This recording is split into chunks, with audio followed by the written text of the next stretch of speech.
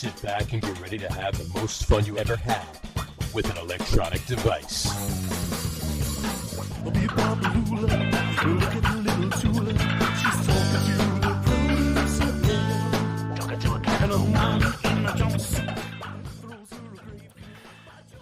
All right, everybody, welcome out to the Get On With It Sports Show. It is Wednesday, July the 5th, 2023. Jersey Johnny coming at you with me, as always, is none other than Mr. RadioPete and Mr. Harry Lug Nutz. Say hello, gentlemen.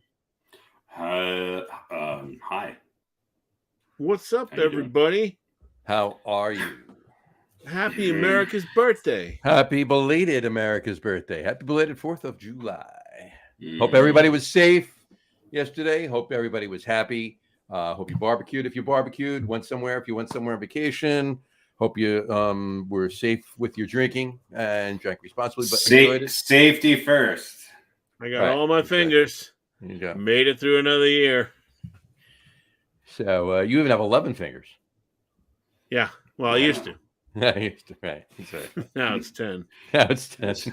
His third pinky. I JPP'd myself back to normality. There you go. JP.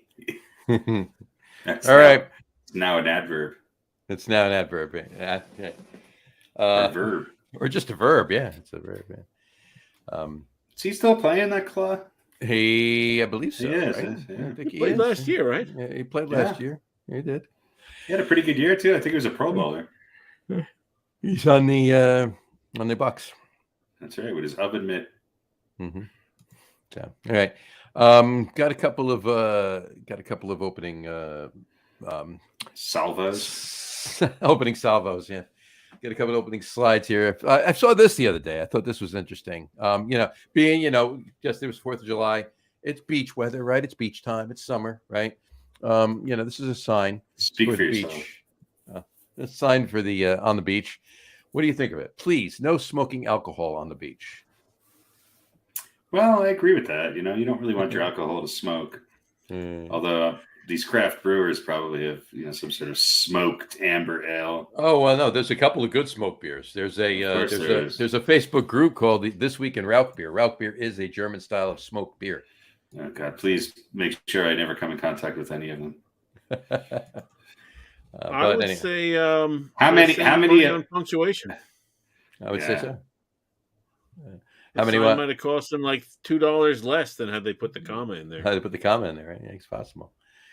What were you going to say, Harry? Oh, I don't know. I can't remember. Yeah. All right. I got you. All right. Then it was this. I thought this was interesting. Here we go. Easter fun for the kids and knife sharpening too. Is that out of focus? A little bit. All right. It's the pictures out of It focus. seems like the same thing.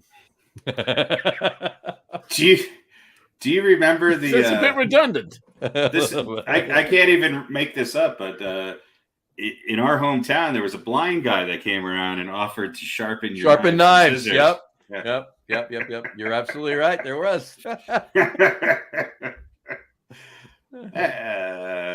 Welcome to our childhood. There you go. Gotta love. We should do one. We should do a show on that. The name of his company was "What Could Go Wrong." Exactly. I gotta love it. Then I saw this one. This was pretty interesting. Milk a cow, $3. 2 people, $5. Well, if you want to milk out of business, milk 2 people, That's I can't cheap do for it for milking 5. 2. I would do it I charge at least $25 for 2. Yeah, I got to get at least $17.50 for 2 people. Exactly. Yeah, well, 25 is pushing it, but hey, my carpal tunnel is just Yeah, this is true. Yeah.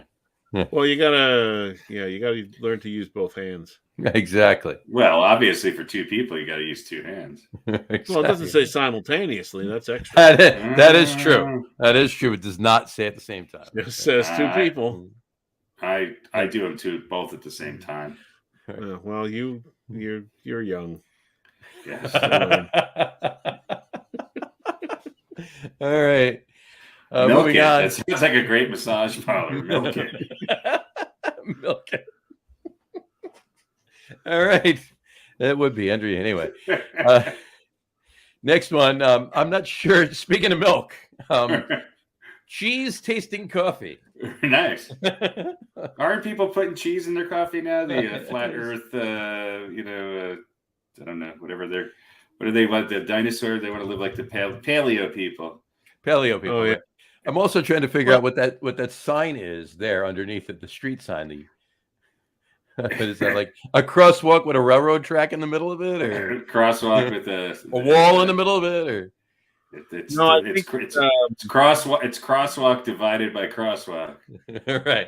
I think there's like flying spears that occasionally come out. Occasionally flow through the crosswalk area. I guess. So you have to just, you're taking a risk if you use that. Yeah, be careful. Well, you get to the third hash mark on the crosswalk and just look both ways, like Frogger, before you cross the rest of it. Yeah. Mm-hmm. Although I will say that cheese coffee, they do at least have a line in between the tasting and the coffee. Right.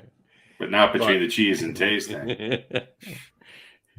No, well, I'm wondering. I mean, that's, if you think about it, that's right. Like that's cheese an unusual shop. Coffee. Like those. That's a stinky place. Imagine going there to check your email. You're gonna come home smell. Yeah, like coffee is not what you would want to drink if you were tasting, different cheeses. Right, cheese tasting and coffee. Maybe they couldn't. Well, it depends on if it's coffee flavored cheese, and cheese flavored coffee. Yeah, you're trying to get their liquor license so they can have wine and cheese, but they're go. Well, we don't have it yet, so coffee then. There you go. Yeah. Then there's this. I thought this was like spot on, actually. Shrimp is discontinued. Sorry for the incontinence. Now, I would assume they're apologizing to the people that have eaten the shrimp already. Well, they thought so. It says shrimp is discontinued. No punctuation. Sorry for the in. There's a heart over that. Incontinence management. Yeah. Right. So, well, if you're going to order a 6-piece platter of shrimp for $1.99, you should expect incontinence. I mean, 4-piece hand breaded. What kind? I mean, I've never seen shrimp like that shape. So what else is in that hand breaded? Yeah, that's not a shrimp. Hand breaded bread. Shrimp. Yeah, that's just like a roll. But that's not the cocktail. The cocktail part of the shrimp cocktail is Kool-Aid.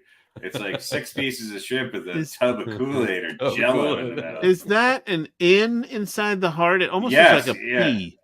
It is. It is an in. Are you sure? It looks like a P to me. Maybe LP, like an LP. Maybe sorry for the LP incontinence, or sorry for the incontinence. Sorry for the lip incontinence. I think they started writing incontinence, and then I don't know, thought they were getting it wrong, and then decided to carry on, and then they put a heart over it. And they just put the heart over it so they can just cover up their mistake. So they'll go, just throw a heart over it, and it'll be so confusing. I mean, look, no one will know what it says. Number one, is somebody buying that platter? They don't read. They just see shrimp and for $1.99. They see something breaded, a tub of Kool-Aid, and $1.99, and they're going, done. I'm good. Well, yeah. I mean, the one on the right, that looks pretty appetizing. Well, if you're starving. For $1.99, yeah. Where would that be? Where do you think that is? I don't know. There's a little bit of a logo up on the left side there, yeah. It's somebody's picnic table, yeah. I feel like it's Frankie's shrimp barn or something. Is that a garage sale? Right, I believe you're eating outside under an umbrella. Well, that is my point, though. So there's definitely no umbrella.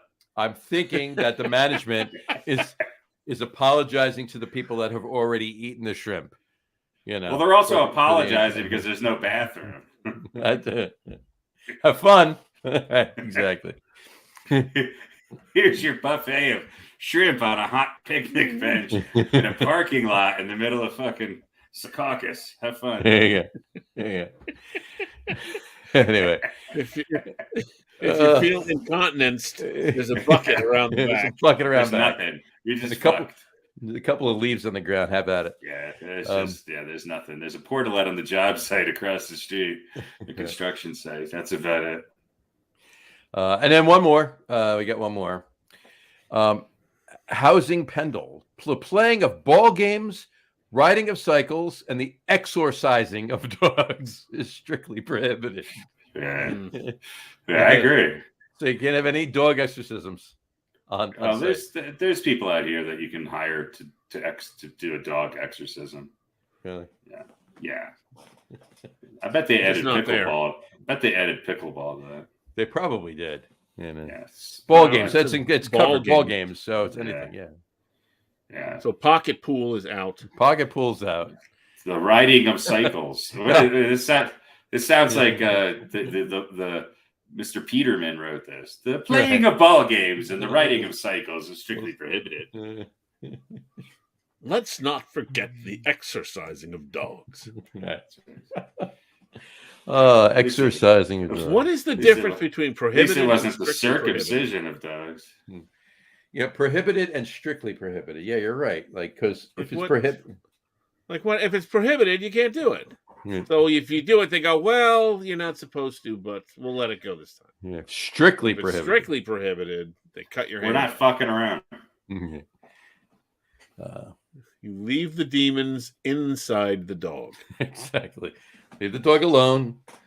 Let him do what he needs to do. So, all right. All right. Well, I thought they were fun for the week. Thought you'd enjoy them. There you go. Now, that was a pretty good group. Good stuff. Good stuff. Good stuff. All right. Anytime we've got jokes about shrimp and dogs, I'm in. Is that Sean Connery? Oh, Bonnie Penny. His brother. It's his brother. Liam. Connery. That reminds me of a guy I knew in college. Liam Connery. He thought that he was a great impressionist and he was terrible. And then finally he realized, so he just used to say it was a relative of whoever he was. Like he was good enough that you could kind of know who he was trying to do. And then what he did. Was that supposed to be Sean Connery? No, that's his brother. Yeah. That's funny. Obviously. I forgot about that. That's great. Thank you for bringing that memory. What is he doing now, you think? Sean Connery? No. Sean Connery or Mark? I know what Sean Connery's doing. Catcher Bart or whatever his name was. He's probably dead. Oh, really? Both of them? Yeah, he drank a lot. Okay. Gotcha. I mean, we weren't good friends. Just a guy that I knew. On that happy note. I thought maybe we could find him and have him on the podcast. Let me put it this way. He's dead, Jim. Hey.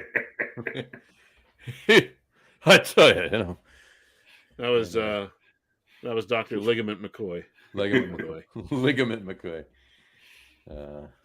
Just a simple country doctor. Okay. All right. Let's get going on. Are we got are we going to start this podcast? Let's start it up. Yeah, we got our MLB just a quickie here. Here we go. Let's jump into it. Okay. We've been doing these pick one in their primes. Okay. So we got another one tonight. Pick one in their prime. Harry, you start this one. Right. Pick one in their prime. Keith Hernandez or Don Mattingly? That's a tough one.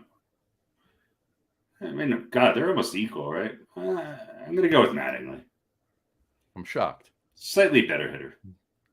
There you go. Pete? Yeah, I'll take Mattingly. Will you? I'll take either of them right now. I'll take them as they are right now. Exactly. Both of them could start for the Yankees and the Mets. And the Mets, yeah. Just as long as they were on different days or different times of at least the same day, it's fine with me. I'm going with Keith. But Keith. Yeah, but they're interchangeable. But I'll go with Keith. It was the Seinfeld appearance that did it, wasn't it? It did. It was. It does. It was Newman calling him Pretty Boy. It was did it for me. All right. That brings us to our. Well, what'd you think of that one, by the way? Just curious. What did I think of just a quickie? Yeah, I think that's great. It was quick. It was quick, right? I'm trying to remember the other just up to its name. Mm-hmm. Anyway, all right. Remember? Yes. See, this is what I do. Quickie. See, I had to do something really quick, so I figured I'd throw that in there to stall for about 5 seconds. So we do just a quickie, then we do the just a quickie poll. Right? And now we move on. Yeah, it's like when you go to that one place, you go to that one place you never go to because it saved you 10% on a purchase. You You get a text for 6 months asking you to take a survey. Yeah, right. Exactly. Yeah. So, how would you rate this? Just a quickie. I had American What's your Express experience? fucking harass me for 6 days straight because I didn't pay my bill. Text, phone calls, everything else.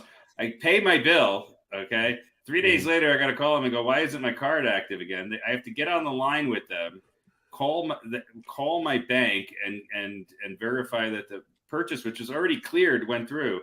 And then I get a survey asking how was our service. In the immortal words of Logan Roy, "Fuck off."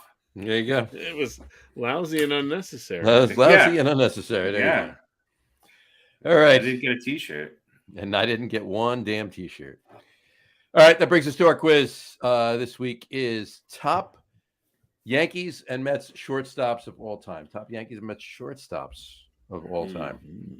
I'm going to give you 6. You know the drill. I'm going to give you 6. 4 got to stay. 2 got to go. Write these down. Here we go.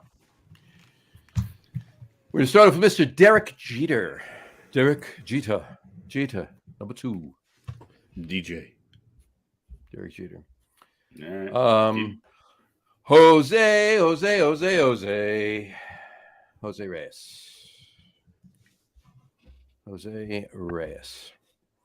All right, next. Bucky fucking Dent. As the people in Boston affectionately call him. Mm-hmm. Yes. Bucky Dent. What? By the way, he did not get the winning hit in that game in '78. No, he did not.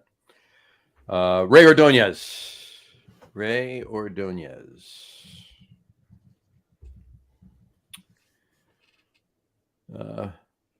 Holy cow! Mr. Phil Rizzuto. Scooter Rizzuto. And rounded out with Bud Harrelson. So we got Derek Jeter, Jose Reyes, Bucky Dent, Ray Ordonez, Phil Rizzuto, and Bud Harrelson. Radio Pete, you start us. All right. Well, Dent's going by. Okay.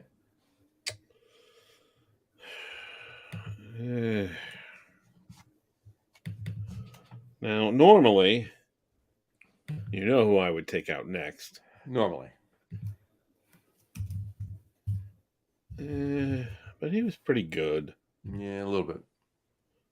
I mean, he had really good teams around him. That's why he won. He was a system shortstop. Talking about Ordonez? Well, so normally I would throw DJ out, but the heart and soul of those teams. Mm-hmm. Scooter was really, really good too, right? Scooter was very good. Bud Harrelson, how do you get rid of Bud Harrelson? I'd take Ray Ordonez off the list. Mm-hmm. So Ray defensively didn't hit for shit. No, not really, but you know.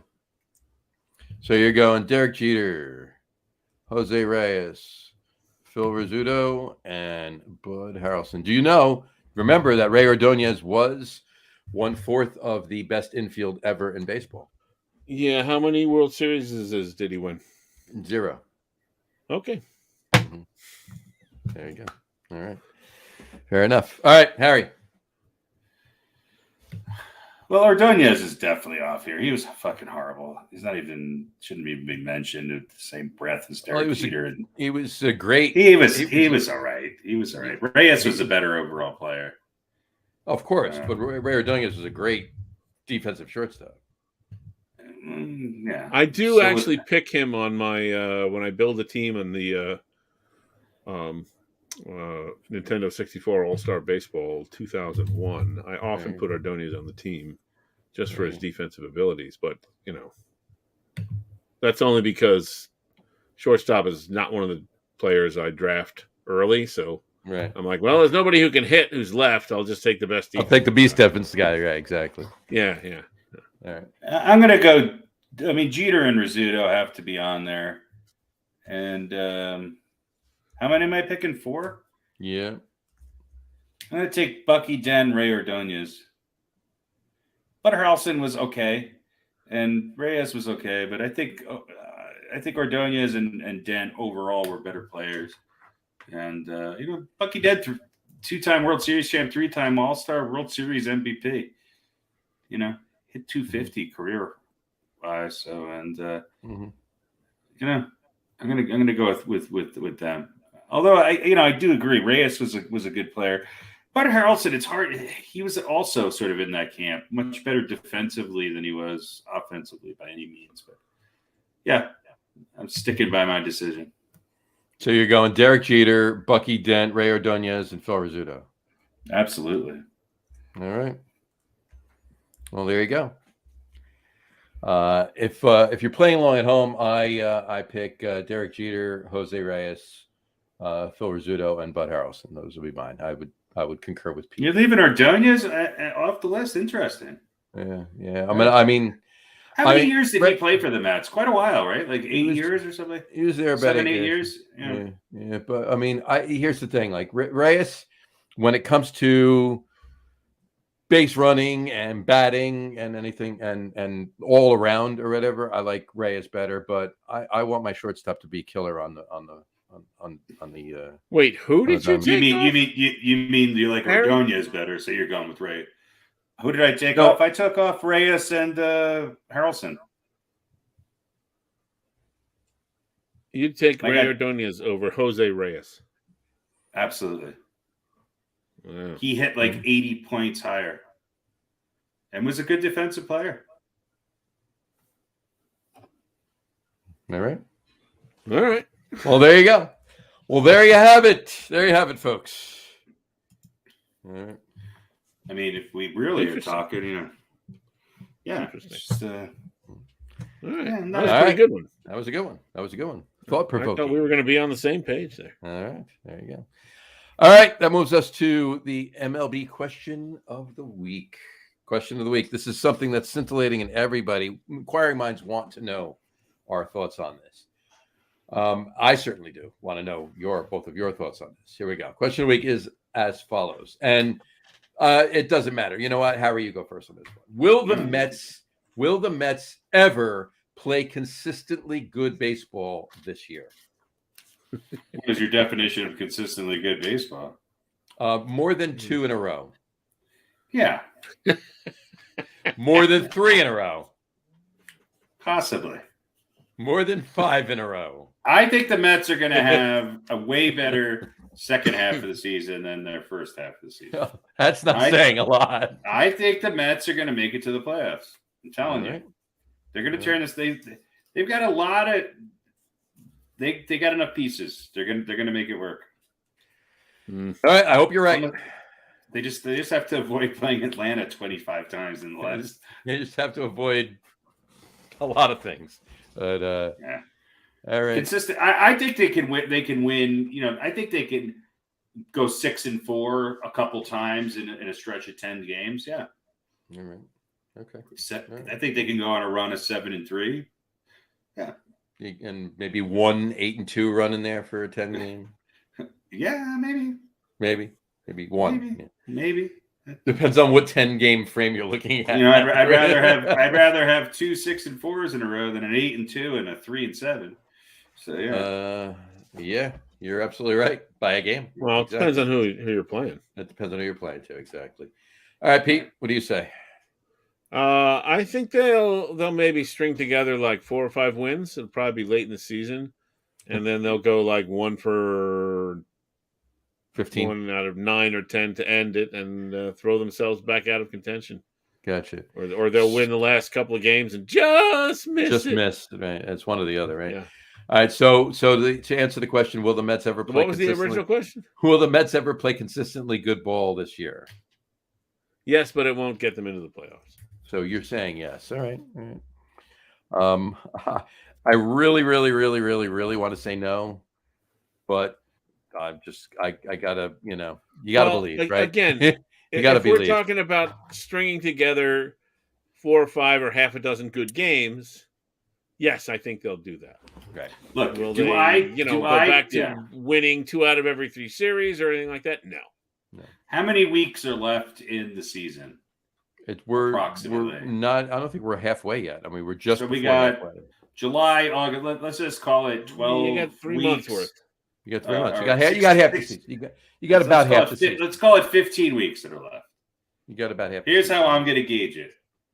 Will the amount of poop emojis on John's Facebook feed be greater than or less than 20? 20.5 is the over-under.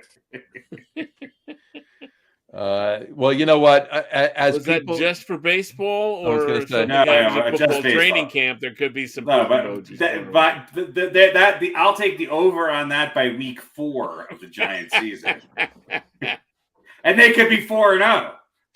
So it could be like 19 by the end of August, but then Right. 2 weeks into September there could be 27 We're- just in those first couple of weeks. now keep in mind, Right. keep in mind, and Harry will will tell you this. Pete will tell you this too.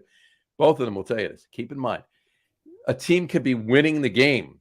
Oh yeah, One thing goes wrong in the game, even though it's inconsequential to the outcome of the game. I'm still Like I putting said. up a poop emoji. Yeah, I think that even though the Giants, what did the Giants start the season 9-1? There was still 612 poop emojis, Right. Yeah. and a lot of moose balls. Lots of moose balls. Lots of moose balls. All right. All right. There we go. All right. That brings us to this week's MLB History Rapid Fire Quiz. This is Pete's favorite. This is Pete's favorite. There we go. We got to get it going right now. What year did Lefty Gomez have a 1.65 ERA? And All right. Pete, where did the Mets play their first game? There you go. Dodger Stadium. Where did and Pete? Come on, I thought Babe Ruth had the most intentional walks a couple weeks ago. You know, he probably was at one point. He probably did. Yeah. Yeah, really. But I mean, They Bonds weren't is recorded like, as such, I don't think. That's funny. Yeah. All right. Whatchamacallit? We're getting to the nitty gritty here. It's 2 weeks ago. Harry won 3-1. So you know the questions are getting harder. Well, at least for Harry. But but in any event, Who was the owner of the Washington who was the owner Cupcakes and of the Decatur Staleys? And all right. Anyway, okay. The official hot dog sponsor of the St. Louis Browns. 48 Giants. who is in fourth place all time on the all ABA scoring list? All right. Let's get going. So, Pete, are you ready for your first question this week? Oh yeah, let's do it. Let's do it. Okay. Question number 1 for Pete. What color is a red fire truck?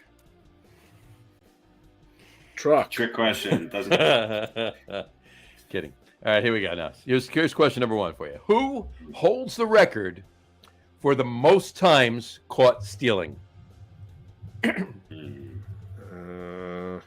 in a season or These are all time records. And remember, this is all these questions are post 1900. Okay, so at least there's that. They're like me 18. All right, so Thick Legs McGillicuddy who played till he never even tried. He never even 94, tried he's to out. steal a base. All right. Who holds the record for the most times caught stealing? Is this?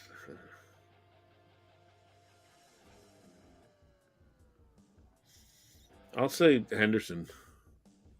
You'd be correct. It actually was Ricky Henderson. 330. Is this one of those the most stolen bases and most times caught type of deals? Pretty much. Yeah. I was going to guess either him or Lou Brock. Yeah, I was There you thinking go. Lou Brock I first. like Thick Legs McGillicuddy was actually. Thick Legs McGillicuddy never even attempted to steal a base. He didn't even take a lead. Well, not on purpose, but he was a notorious drunk, so he very often used By the to way, fall over towards Legs- second. Big singles Legs- hitter. But he was You know, 90 feet tall, so he fell in the right direction. He just landed on second If he would base. just Thick reach Legs- his hand out, he could have. Thick Legs McGillicuddy is not a he. Well, no, that was after his playing career. He and his wife were a vaudeville act. There you That's go. right. The Thick Leg McGillicuddys. That's right. thick-legged McGillicuddies. There you go. They'd be big on OnlyFans today. They would be. Yeah, his nickname was Tripod. All right. Her nickname. Her nickname was Tripod, right? Yeah. All right. Question number 2, Pete. Ready? Yeah. Who holds the record for most outs made? Offensively, as a batter. As a batter, most outs made. Jesus.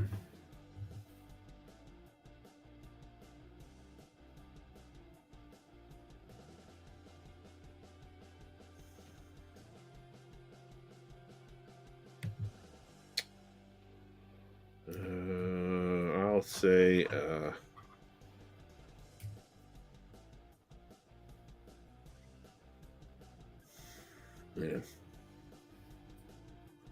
I have a feeling this might be the same kind of question, but most outs made. I'll say Ricky Henderson. It's probably up there. No.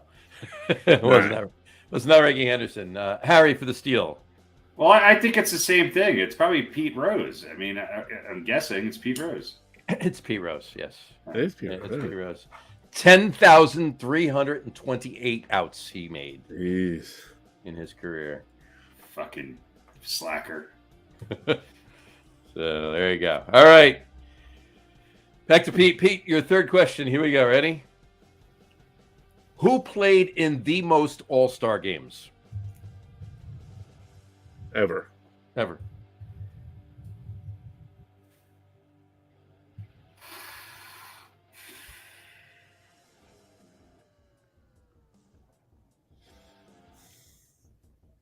How long have there been That's a All-Star tough one. games? When did the All-Star Yeah. games start? The 40s, Really? 40s? 40s, 50s, 40s, I think. Yeah.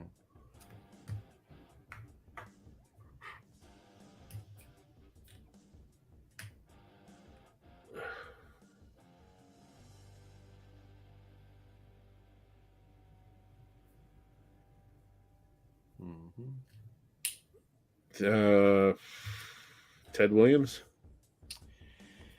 That would be correct. That would be incorrect. Sorry. Harry for the steal. Hank Aaron? That would be correct. Hank Aaron. Hank Aaron played in 20. That was the complete- first name that came into my mind. Well, why didn't you say it? Because I didn't. I mean, he had such a long career. Exactly.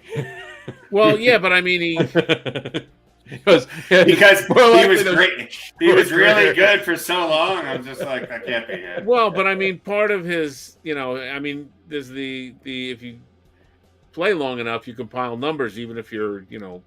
Right. just kind of good. I didn't know how many years he was. Right. You know what I mean? 25 I didn't know if it games. was him. I'm guessing Willie Mays is probably right there. I don't know what his, but Well, yeah, it's not like he has 25 All-Star games. It's not like the next guy down had 12. So Right. who was right, next? I don't know, but Okay. It doesn't matter. doesn't matter. I'm guessing Thank Willie you. Mays is up there. Yeah. So, all right. Hold on. There we go. 25 All right. All-Star games. That's crazy. 25 All-Star games. There you go. And he only played 23 seasons. No, I'm kidding. Mhm. Kidding. All right, Harry, your question number 1. Ready? All right. All right, here we go. Who holds the record for most double plays grounded into?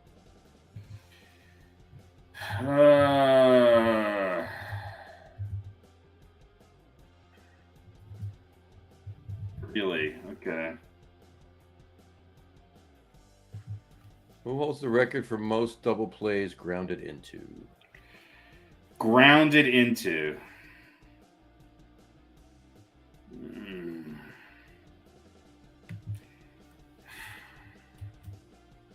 I want to.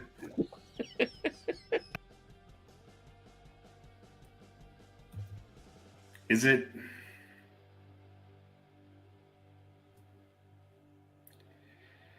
I I want to go with somebody that I've already said for an answer here, but I doubt you'd put the same person in again. It's got to be somebody who played for a fucking long time.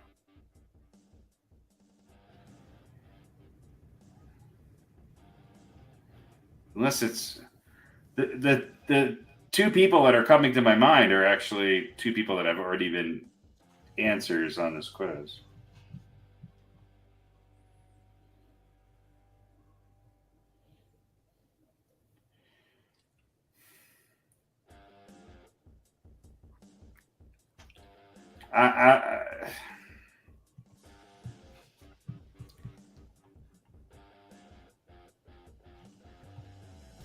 I don't know.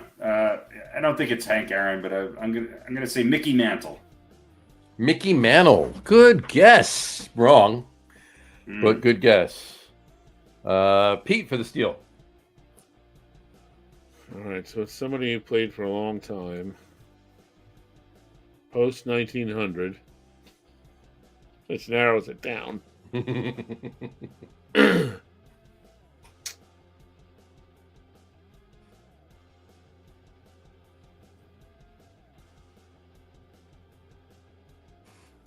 Obviously, it was well, not obviously, but I'm assuming it was a really good hitter too.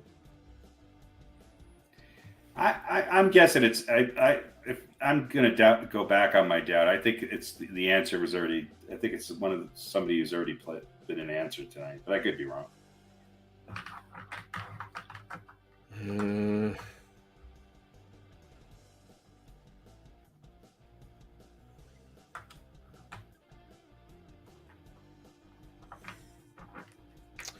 I'm gonna say, how about somebody like, how about Miguel Cabrera? Miguel Cabrera. Wow, Miguel Cabrera. You know what's funny? That's not right, obviously. But what's funny? I only say his name because I forget what it was. Somebody was. Is that right or wrong? Week. Come on. It's wrong. It's wrong. Okay. Wrong. No, but what's funny about it is he's second or third on the list. Miguel Cabrera. Yeah. Really? Yeah. And I forget whether he's second and this other player's third, or he's third, this other player's second. The other player who held the record for a while, mind you, is it Hank Aaron? No, was actually Cal Ripken. Oh, and Cal Ripken doesn't hold the record anymore? Doesn't hold the record anymore.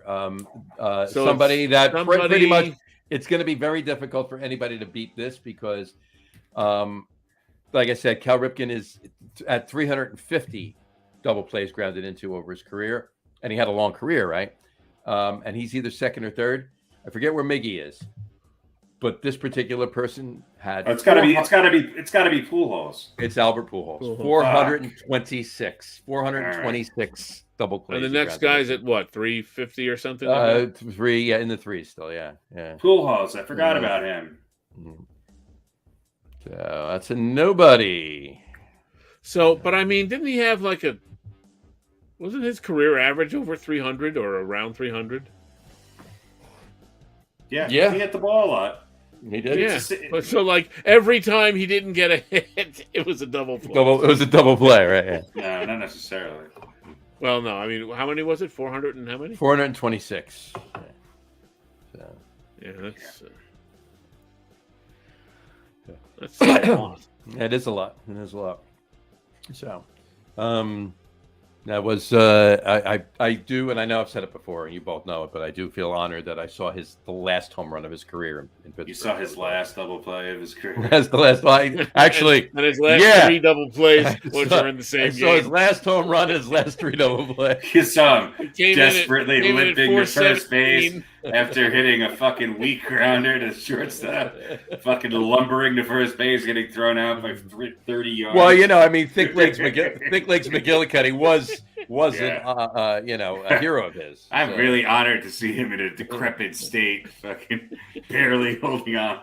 You know what's funny is the home run he hit, he smoked though. And that was the funny part is that he ended playing really great. It was the 4 years before that he looked washed up. His last year was actually pretty good. Yeah. He had a resurgence. It's the stem cells and the fucking steroids. There you go. The steroids. There you go. Steroids. There you go. Not hemorrhoids. Steroids. He might have those too. It's possible. Which right, is why so, it might be one of the reasons he grounded into a lot of double plays. All right. So All right. All right, are we done? No, we got 1-1 now. It's still yeah. It's Harry's 2-1. second question. 2-1. Yeah. Harry's second question. Here we go. Who holds the record for most runs scored in one season? Most runs scored in one season. One season. Team or player? Player. Who holds the record for most runs scored in one season?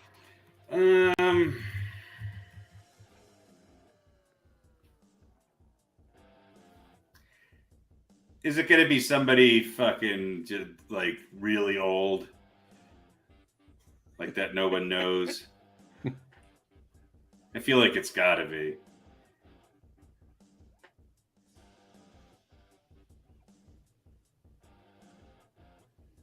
I feel like it was, well,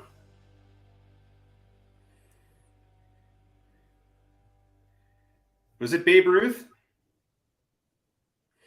It was Babe Ruth. Yes, it was Babe Ruth. Yes, 177 runs scored in one season. There you go. All right. All right. Motoring along, Harry, your third question. Here we go. We're not done yet. Jesus Christ. No, one more. One more. All right. You see, here we go. Your question number 3.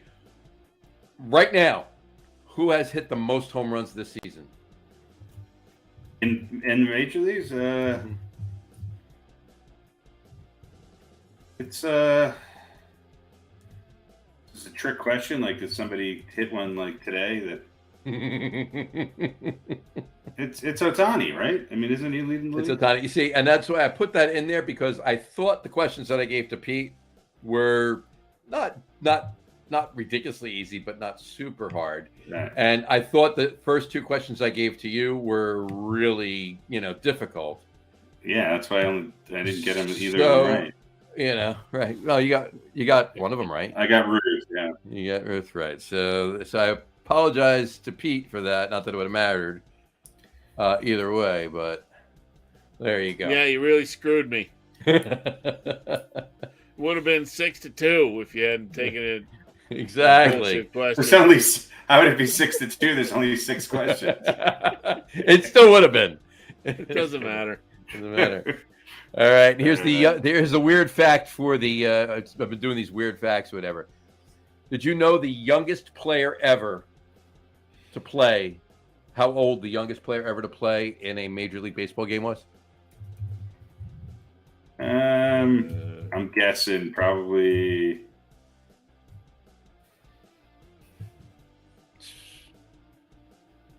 Either of you? I'll say 14. 16 years old. Okay. Harry says 16. Pete says 14. Right in the middle. 15 years old. Joe Nuxhall in 1944, when a lot of men were obviously leaving baseball and going over to war. The Reds drafted Joe Nuxhall. He was 15. He obviously couldn't enlist and didn't go over to war. And he was a pitcher. In the first inning, he got shelled for 4 runs and another 4 hits on top of it, and they pulled him. But he went in the minors, and 8 years later, at 23, he came back again and had a pretty damn good career for the Reds. He had a pretty good career, right? That name sounds familiar. Yeah, had a good career for the Reds, and then wound up being a Reds broadcaster for like 40 years after that. But he was 15 when he threw his first Major League Baseball game. He's like a freshman high school pitcher, and he's pitching in the majors. Yeah. There you go. That's Kinda your like weird. Kobe. There you go. That's your weird fact for the day. There you go. All right, cool. That brings us to this week's top 5. This week's top 5. And go back over here. This week's top 5 is top 5 position players currently in Major League Baseball. Top 5 position players currently in Major League Baseball. All right. So we each did our own list as normal. And there's 7 between them. So I'm just going to give each. That's pretty good. I mean, that's a lot of consistency. It's pretty much, yeah. So I'll do Pete's first. Pete's number 5 is Yordan Alvarez, left fielder from Houston. His number 4 is Corbin Carroll, left fielder from Arizona. I thought it was Corbin Burnson. Corbin Burnson was, that's his number 6. He just missed the cut. Right? His number 3, I think Corbin Burnson played for the Indians too. So yeah, he played for the Indians. Exactly.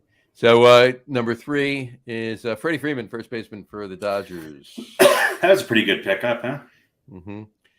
Yeah. Exactly. Number 2, Shohei Ohtani, pitcher and designated hitter for the Los Angeles Angels. And his number 1 is Ronald Acuna Jr., right fielder for the Braves. All right. Harry's was number 5, Randy Arozarena, Campoya, left fielder for the Tampa Bay Rays.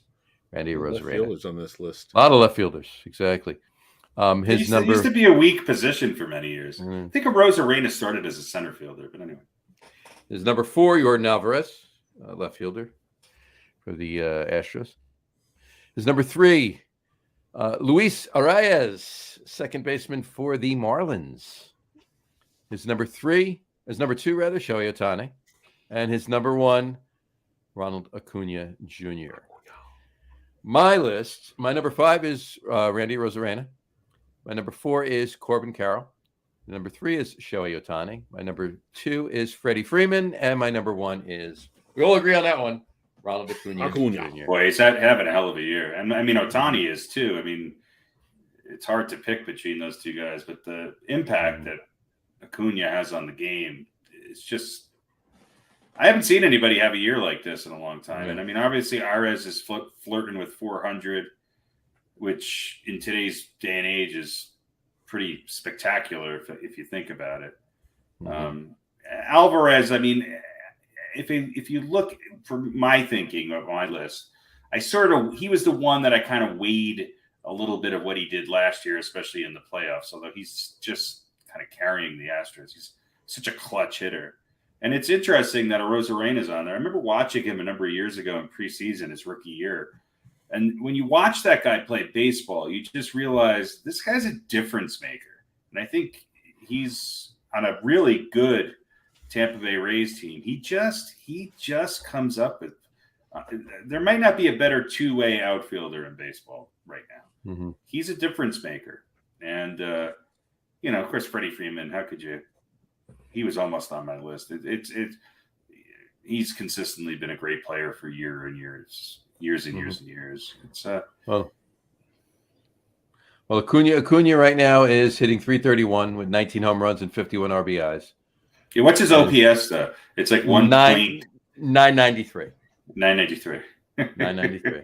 Yeah. And his WAR, I think his WAR is 4.8 or something like that. It's somewhere in there, yeah. Yeah. Freddie Freeman right now is batting .316 with 14 homers and 48 RBI, 940 OPS. Corbin Carroll he's batting .293 with 17 homers, 44 RBI, and 938 OPS. Randy Arozarena. Bases. This is kind of his breakout year. Yeah. Yeah. Randy Arozarena. I mean, he has not really been a household name up until now, but yeah. No. Randy Arozarena batting .289 with 14 homers and 54 RBI, 883 OPS, lowest OPS of the bunch so far. Yeah, but what he does on the defensive end is just Yep. Luis Arias. Do you know what his batting average currently is right now? 399. 399. He's batting .399 right now. He's only got 3 home runs and 38 RBI, but 38 RBIs though is not too shabby. That's a few more than Josh Donaldson. Yeah. He is. Sorry, go ahead. No, I was going to say he's by far in first place as far as batting average goes, but the 3 home runs, that keep him down on the overall list. But I left him off my list. I think he's obviously one of the most exciting players in the game right now, and anytime you're flirting with 400, anywhere close to the All-Star break is pretty exciting. But he reminds me. I don't know he if reminds that me of makes Tony him one Gwynn. of the. Oh yeah, very much so. But I don't know if that makes him one of the best in the game right now. Best hitter, maybe, for the season, of course. But he's a pretty good defensive player. And he scored a lot of runs. I mean, I did a lot of comparing for that number 5 spot between Carroll and Arozarena and Alvarez and Arraez and the other guy from Arizona, Arias, Kettle Marte. Yeah, Kettle Marte, and kind of looking at their stats. And Alvarez, I probably could have put him higher because he was sort of in line, at least above in some categories and slightly below in others, but in a bunch less games. Yeah, because he's only got 18 home runs or whatever it was, but he hit it. He did it in like 20 or 25 less games than some of these other guys, and I couldn't keep him off. I had to put him on. So right.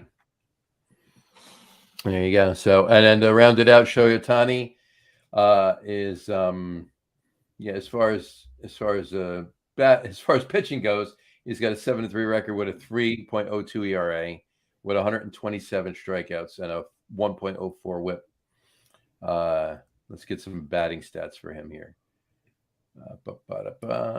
He's got one of the most unique swings when he connects. He's got such a fast. Well, there's nothing compact about his swing, but it's fast. He just whips that bat around. It's kind of like part Ichiro, part Reggie Jackson. It's right. Just it's a beauty. He just has one of the most beautiful swings in baseball. Right. He's kind of a low ball hitter. You can get him out up high, if you throw something down, forget about it. Yeah. Well, and by the way, he's a top 5 pitcher. Yeah. His batting average is 304. Yeah. He's got 28 home runs most, and he's got 64 RBIs. And his OPS is 1.039. Yeah. Yeah, and that's usually he doesn't I don't think he really bats over 300. No, he's having a breakout year in both categories. And it was really hard for me not to. I could convince myself very easily to put him number 1. It's. Yeah, I took the pitching aspect out of it, right? Because we were just talking about the position players, and so I'm like, he's a DH, but yeah, he'll look over the hopefully however long we get to see him play, hopefully another 15 years or so.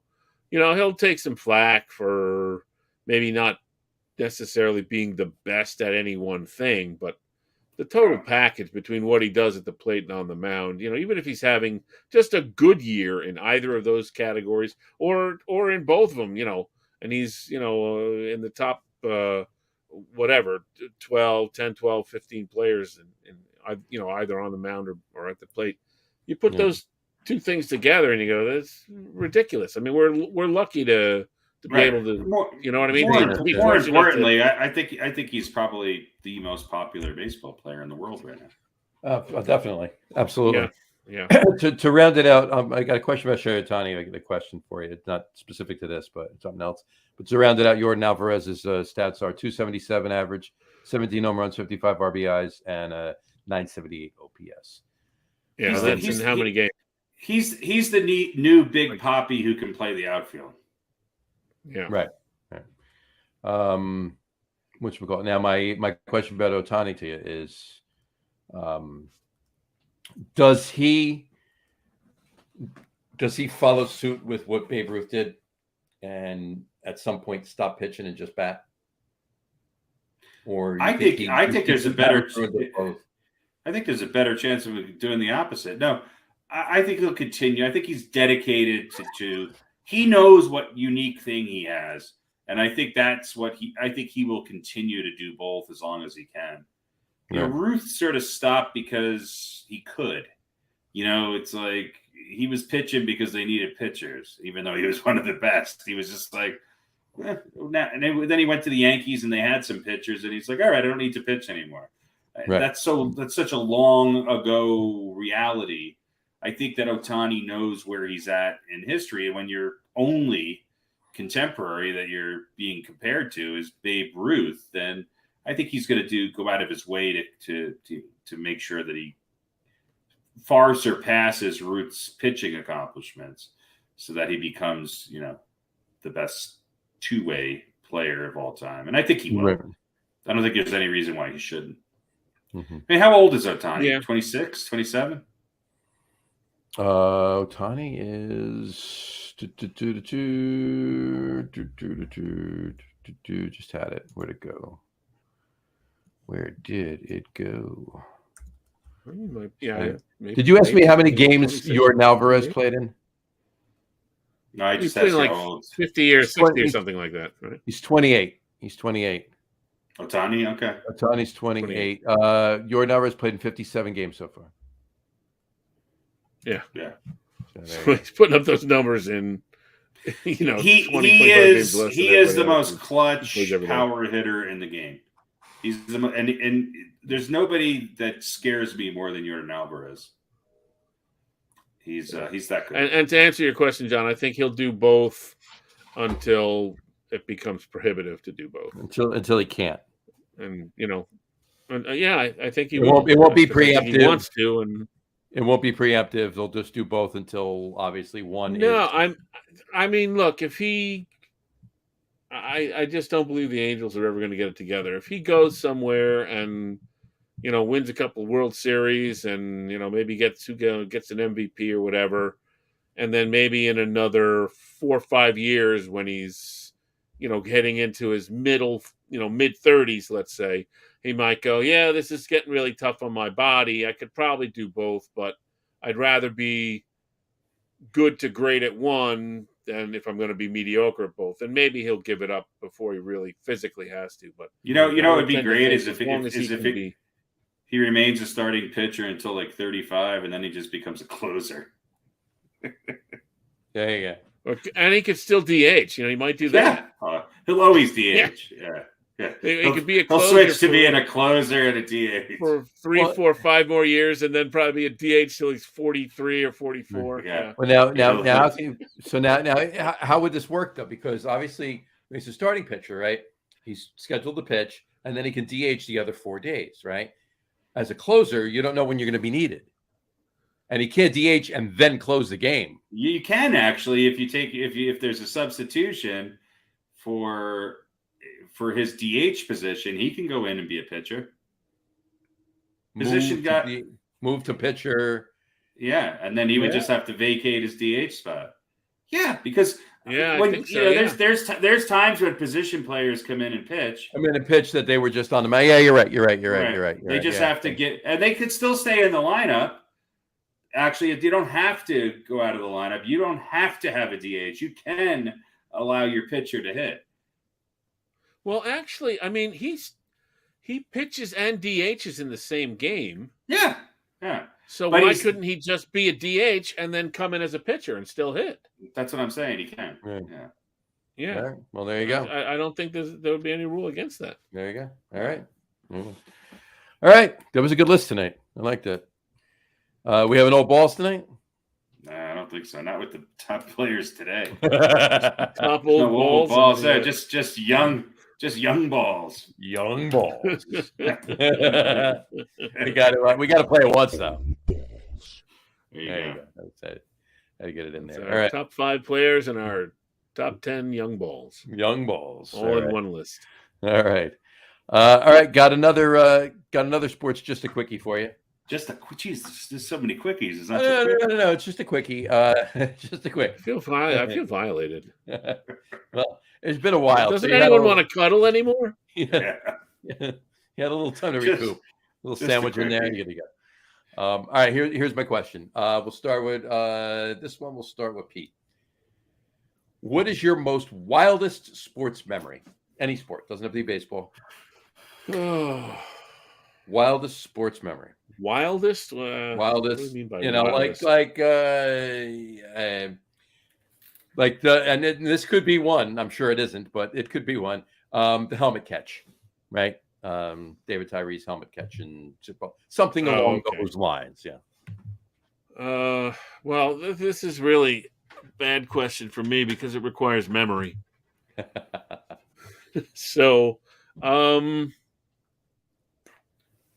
it have to be? So, are we looking for something at an event that I was actually at, or just anything in general? Yeah, in general. All right.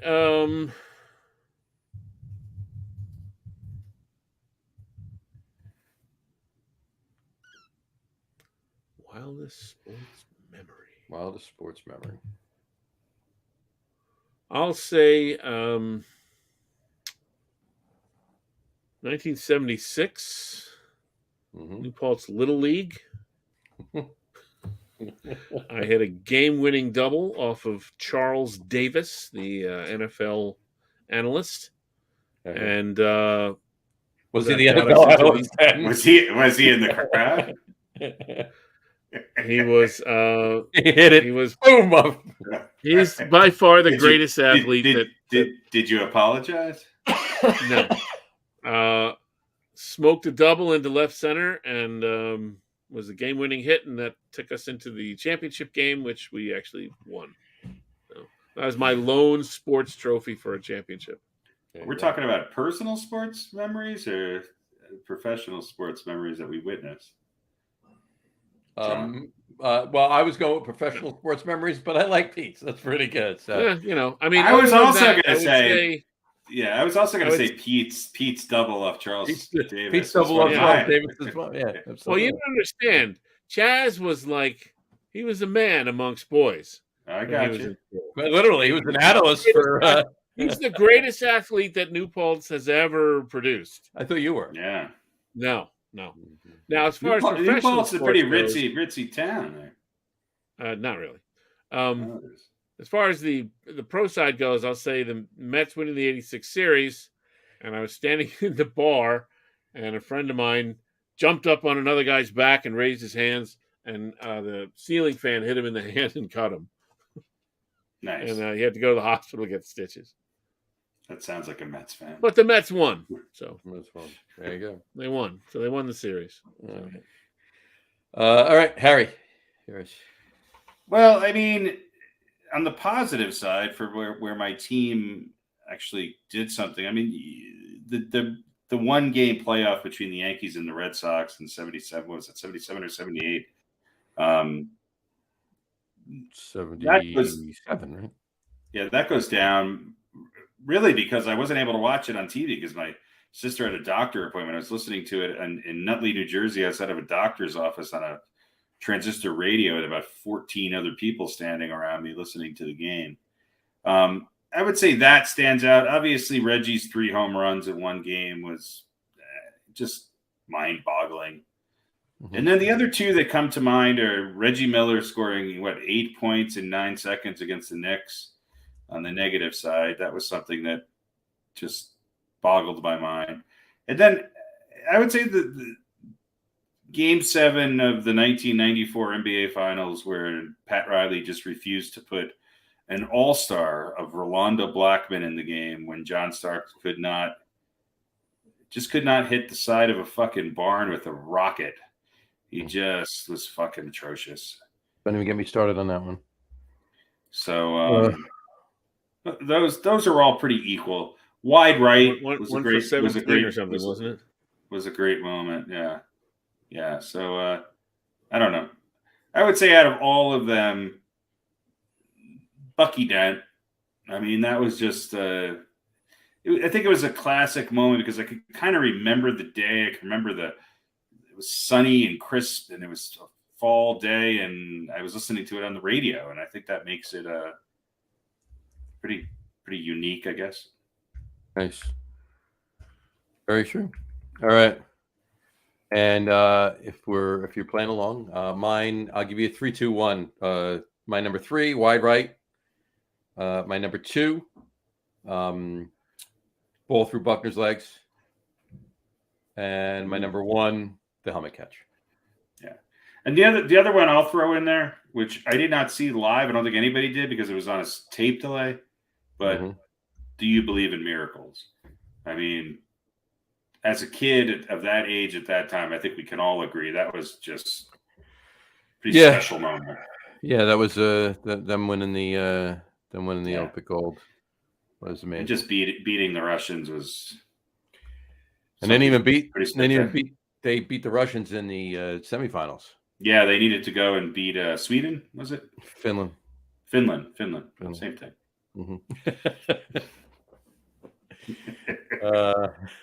Pretty much. Anyway, all right.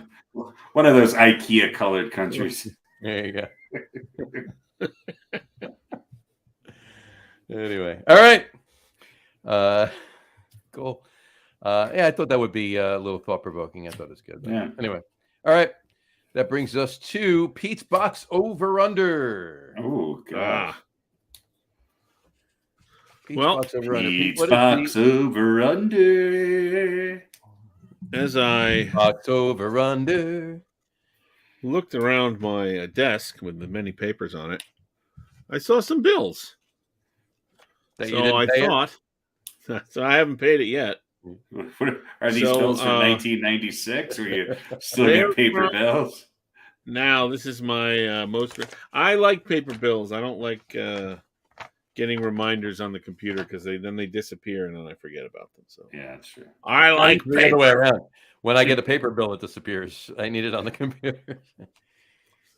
So I have here. I don't like either. I don't like either. Yeah.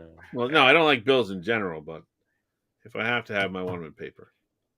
So I have here my National Grid bill. National Grid? Is, National Grid, company? That is the gas. Gas. Natural gas. Natural gas, okay. Yeah, so natural gas for our furnace and for the kitchen and everything. Yeah. So, and this is due July 16th. Is it 1 month bill or 6 months? Yeah, it's a 1 month bill. How big is your house? Let me give you the breakdown here. All right, let's see.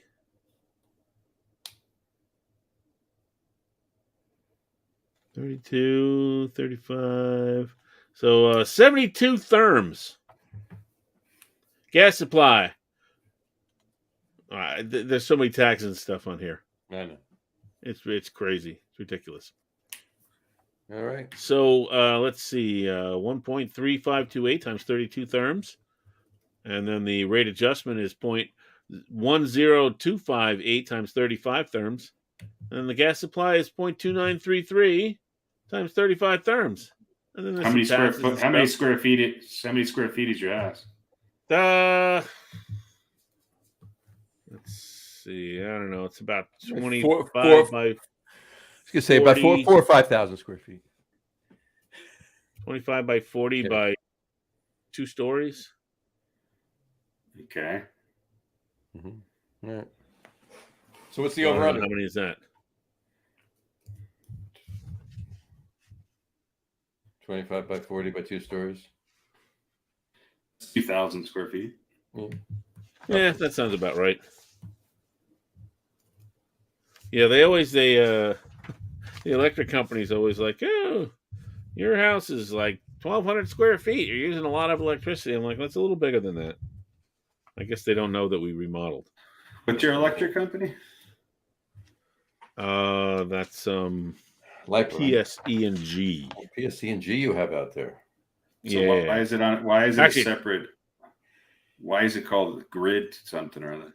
No, a lot of National Grid. Natural gets the gas. It's the gas service. PSE&G supplies electric. Yeah. Even though the G in PSE&G stands for gas. Yeah, actually, I think it's PSEG now. PSEG. Took out the and. I think they took out the ampersand, I believe. Right. I have two separate too. I pay a gas bill and an electric bill, 2 separate things. Yeah, so because they can screw you that way. They can charge you all the little extra taxes and all that stuff twice. And you're using about 720 therms a month, you think? I don't know. That's 72 therms a month. So. Let's see.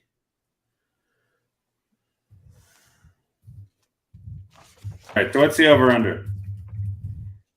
Oh wait, here we go. All right, let me give you the let me give here we got the therms list. So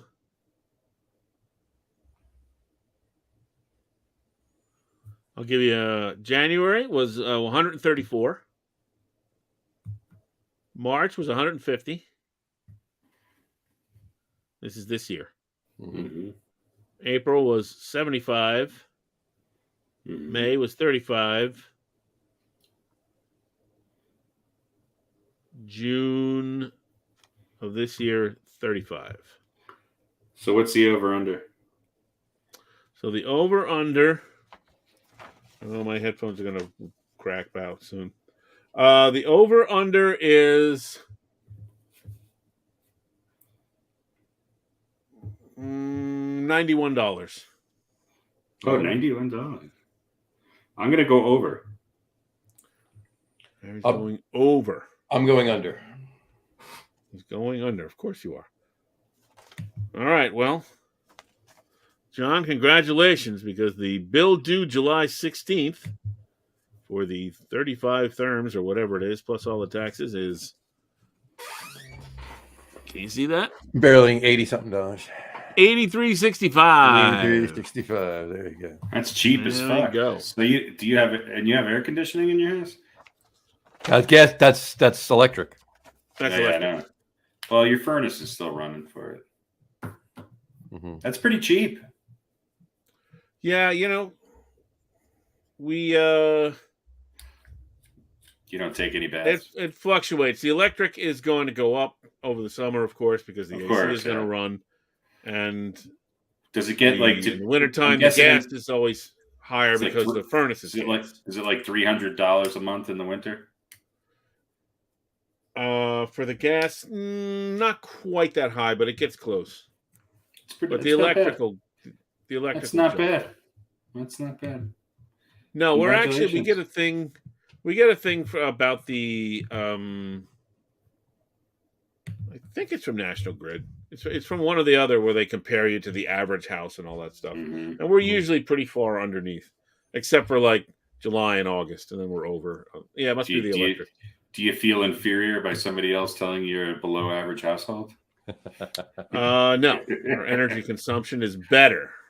It's below the average household. So. They're talking about energy consumption. Okay. My gas bill is low and electric high in the summer, and then they flip flop and not as much in the winter. So. Yeah, have that. Yeah, and then you have like the spring and the fall months where you're kind of in between. In between, yeah. So. And then then it's like, probably like this is pretty close to the lowest as far as our usage goes. Yeah. Well, good for you. There you go. There we go. $83. Congratulations. All right. There you go. All right. Anything else we got tonight? God, I hope not. I don't. Of course. think so. I think every show I said, we got anything else tonight? And Harry says, God, I hope not. On every show. Well, I'm consistent. Well, we are consistent. Consistently consistent. All right. All right. On that note, we'll wrap the show for today. I want to thank everybody for watching. And for those of you just listening to the audio podcast, thank you for listening. Don't forget to visit our website, www.getonwithitpodcast.com. That's getonwithitpodcast.com. And please remember, like us and follow us on all of our social media, Facebook, Twitter, and Instagram. Just search for the Get On With It podcast. And of course, all of our shows are available on YouTube as well on the Logger Room channel. Remember, we go live with the video podcast on both Facebook and YouTube every Wednesday night around 7:30 p.m. Eastern Time. And for those of you who just want to listen to the audio podcast, you can do so on Apple Podcasts, Spotify, TuneIn, Stitcher, Google Podcasts, Amazon Music Podcast, and iHeartRadio as well. And if you haven't done so already, please subscribe to one or more of those feeds, and you will never miss a show. Again, thanks for following along with us. Have a great rest of your week. Have a wonderful weekend. Enjoy all the sports you watch, and we will talk to you soon, folks. Take care. Cheers. Bye, everybody. $83 a month. Not bad. Not a bad deal. Not bad at all. For now. At the moment. We'll revisit it in January. Gas is high right now, so Exactly. it might come down. It's true. Sure it will.